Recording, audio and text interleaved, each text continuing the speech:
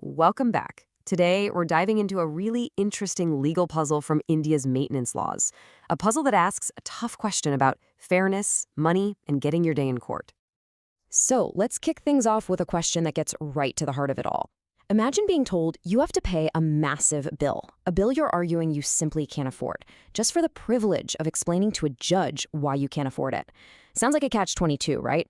Well, that's exactly the tricky situation we're going to unpack today. All right, to really get what's going on here, we have to start with the foundation, and that is Section 125 of India's Code of Criminal Procedure, or the CrPC for short. Now, the first thing you need to know about Section 125 is that it's not about punishing anyone, not at all. It's meant to be a legal safety net. It's a quick social justice tool designed to make sure vulnerable people, spouses, kids, or parents, aren't left completely destitute.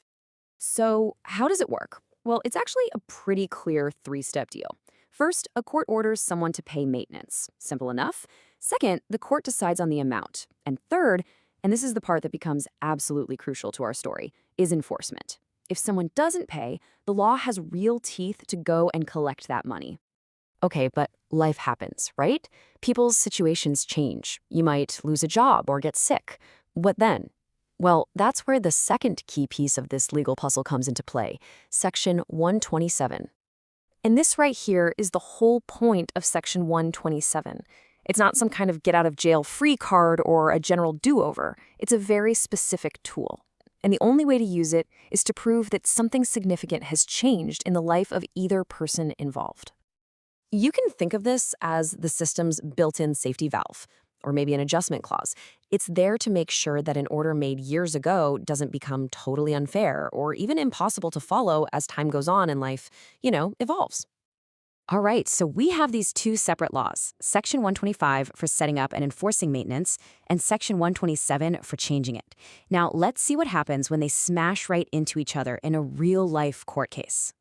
So here's the setup. You've got Ashok Samant, who's fallen way behind on his maintenance payments. His wife, Suparna, does exactly what the law allows. She uses Section 125, subsection 3, to ask the court to help her collect that overdue money. But at the exact same time, Ashok files his own request under Section 127 saying, hey, my circumstances have changed. I can't afford this anymore. You need to lower the amount. So you have two cases running on parallel tracks. And this is where things get really interesting. The trial court throws up a huge roadblock. They essentially chain the two cases together and tell Ashok, look, we're not even going to hear your argument for reducing future payments until you pay up every last rupee you owe from the past. And that brings us to the fundamental question that goes all the way up to the Bombay High Court. I mean, think about it.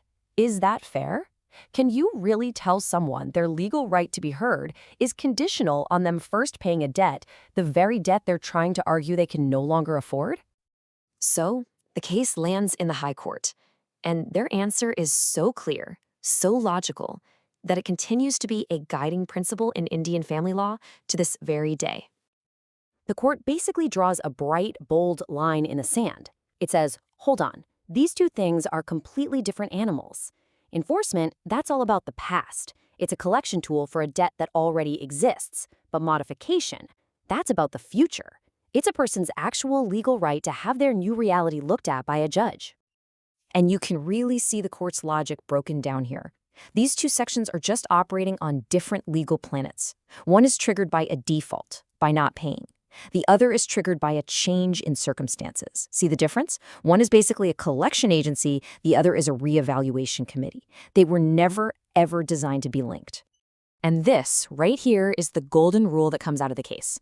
The court says, loud and clear, you cannot make one legal remedy conditional on another unless the written law explicitly says you can.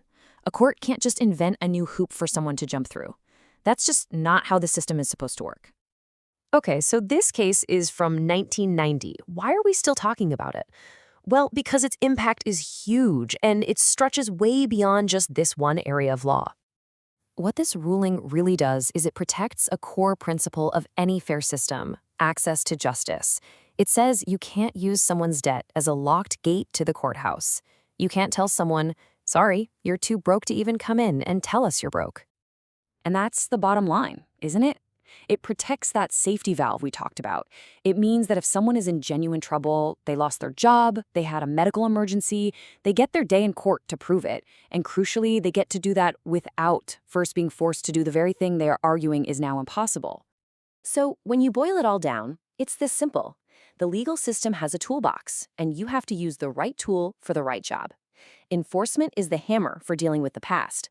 Modification is the wrench for adjusting to the future. And the legacy of this case is that you can't be forced to pay for your past before you're even allowed to talk about your future. This case gives us one really clear answer to this massive question. But it also makes you wonder, right? How does our legal system across the board handle this constant tightrope walk, balancing the need to protect the vulnerable with the need to make sure everyone has fair access to justice? It's a delicate dance, and it's one that never really ends.